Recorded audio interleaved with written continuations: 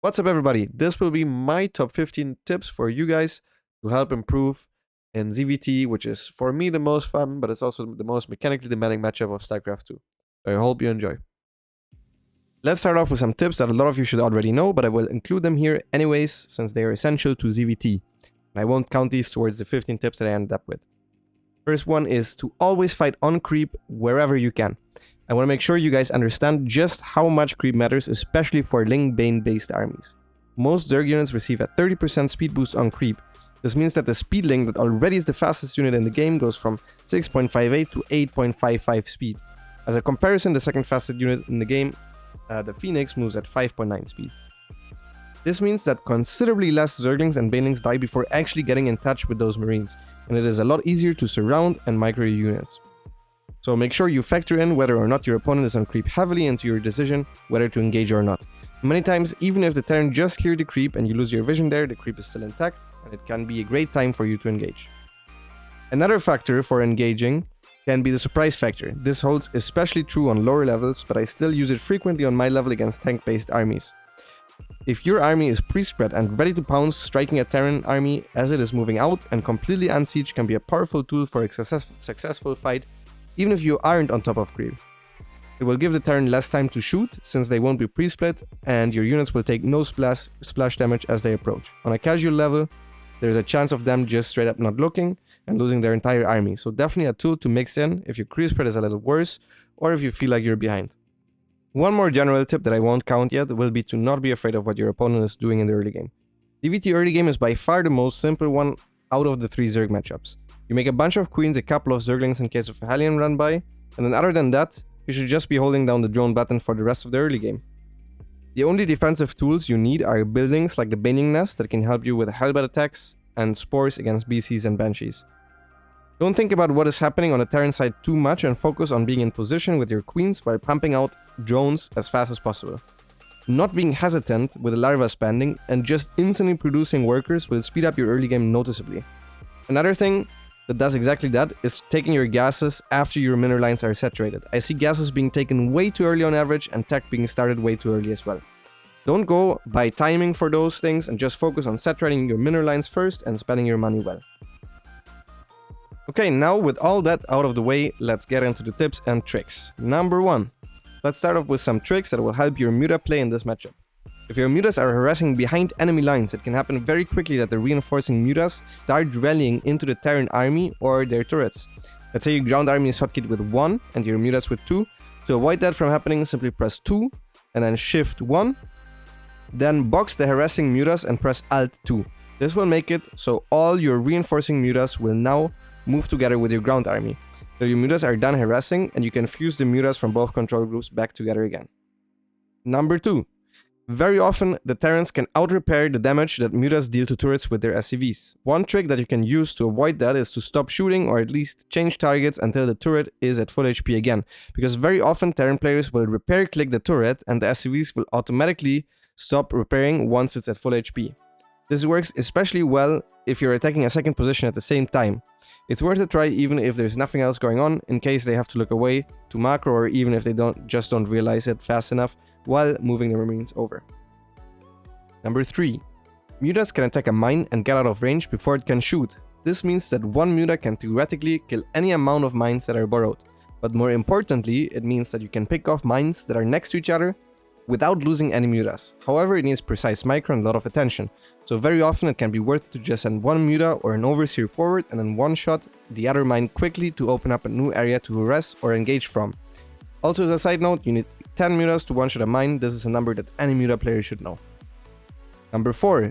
If you're chasing a drop, always leave more units at the location where your units are already at, since the Marines will drop one by one and can get picked off by less units. I will demonstrate this in the following example.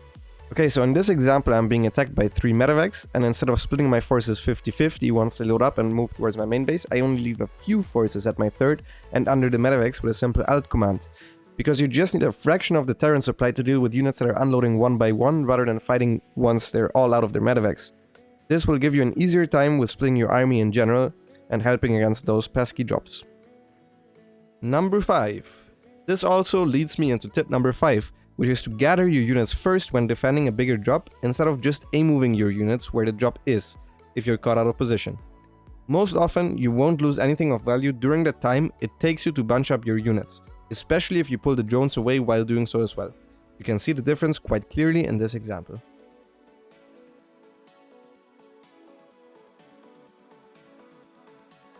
Number 6. It is a lot better to move your run-by somewhere close to where you want to do the run-by first, rather than shift-clicking them in right away in the hope of paying attention when the time comes. This way, you will always be able to pay attention the moment you do the run-by, and you could time it nicely while other things are going on and the Terran is distracted. Number 7. You should get used to having a hotkey for a big amount of links on the map. This forces units to stay defensively. For a potential run-by, it automatically intercepts reinforcements, and since Link Bane is faster than the Bio, it can also come back quickly to help defending big pushes as a flank, which can very often tilt the engagements in your favor. Number 8. This is one that I have come to learn relatively late into my career. If you see a sensor tower on the minimap, it doesn't mean that you can't attack into that position. It might give the Terran a small heads up, but chances are they're not watching the minimap since they're Terrans, and if they're in position, you can simply retreat. Number 9. Lining up your run-bys with engagements can be a very effective tool to trade cost effectively. You can either start an engagement and run banelings into mineral lines, or start off with showing a run-by and then engage the main army or drops at the same time. This works like a charm even against the best Terran players in the world. Number 10. Now we're getting into the micro tips. The first one might sound obvious at first, but if you're honest with yourself, I'm sure you don't always follow it, and it is probably the single most important one for having good engagements. Try to surround the Terran army at all times. It is almost always worth it to run around with parts of your army, even if the flank isn't set up yet, and then come in with a surround. It completely disables the kiting mechanic from Terran units and automatically makes your army take less AoE damage, as long as the flank is well timed and big enough. Even though I am sure you know that you should come in with surrounds, I want to stress that in most scenarios it is better to sack some creep and some queens to buy time and then run around. Take your time to always do it, and your trades will become way better automatically. This is most important for tank pushes and Cyclone Hellion armies. On the topic of dealing with Hellion Cyclone, by the way, Burrow breaks the lock-on, so if you see the early game Hellion Cyclone build and you don't feel confident in your Link Bane surrounds, going for roaches with Burrow also does the job. Number 11. Against tank armies, you want to start the engagements by running the queens forward whenever possible. Even if the Terrans retarget immediately, one tank volley will be wasted, and if they don't retarget, the tanks will be rendered practically useless. Number 12. In order to fan out your units with as little clicks as possible, you can move your units perpendicular of your opponent's army and unbox one side of the units and move them towards the opposite direction. This will allow you to have more surface area with any units for a minimal effort and lead to much better engagements, especially against AoE based armies, because you will take less splash damage as you approach and more units will attack faster. And if you take in mind all of those tips, a nice engagement against a tank push will look something like this. A creep tumor is under attack. Our forces are under attack.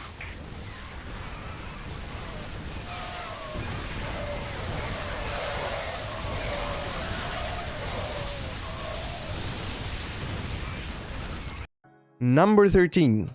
Against Biomine, you can set up an engagement quite well by sending in groups of banelings big enough to make the Terran Bio run before you want to fully engage. This can set off and kill some mines while also buying time, making the fight more favorable for you, even though it might not seem cost efficient by itself. Number 14. Against Biomine, you want to move command the Zerglings at the front basically always while A-moving the rest. In Link Bane versus Biomine engagements, there should be a lot of boxing micro happening in general, but move commanding the links away from your attacking links and towards the Terran is probably the most important trick to help your anti-mine engagement. Number 15. If you fight Bio armies with Thors, as you're playing mutas, always try to focus fire the Thors with the mutas while making the Marines run from the banelings. The mutas only unlock their full potential during the fights once they can stack, which means eliminating the Thors first is important, and mutas are your best single target burst damage option in those fights. And well, that was it for my top 15 tips for ZVT. I hope I helped a bunch of you, and if you enjoyed this video and if you found it helpful, then feel free to leave a like and a subscribe. And if you're saying, no, Lambo, I already knew all of this, I'm using it perfectly in all of my games, then Not sure why you're watching. So see you guys next time.